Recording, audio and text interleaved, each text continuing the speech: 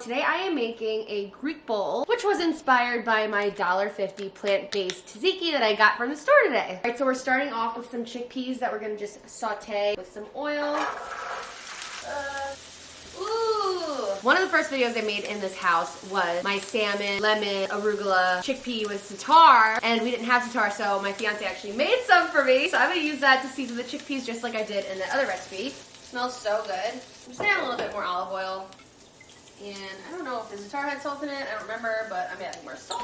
I'm just gonna let those chickpeas sizzle, do their thing. In the meantime, we're just gonna cut it into diced bits. These are my reusable bags. We try to do our best that we can. Next, I have some leftover red onion. I'm gonna just chop these up. I think I'm just gonna do these grape tomatoes. I usually get cherry, but these were on sale. All right, let's do a little quick taste test to see if these are ready to go.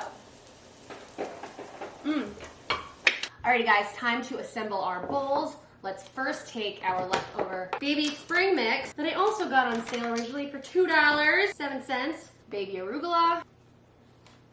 Now we're just gonna take our veggies and we're just gonna dump them in. If you like feta too, this would be the perfect thing to add feta to. Little red onion. All right, so now we're gonna add our chickpeas. Gonna do it light. All right, next up we're gonna add our plant-based tzatziki. It's a cauliflower dip, so we'll see how it is. 2 tablespoons for 30 calories, if you're into that. All right, let's just give her a try. Cheers. Okay. This is really good. If you make this, use a bigger bowl. Comment down below if you try this and let me know if there's any recipes you want to see me make. Otherwise, I will see you in the next one. Bye, guys.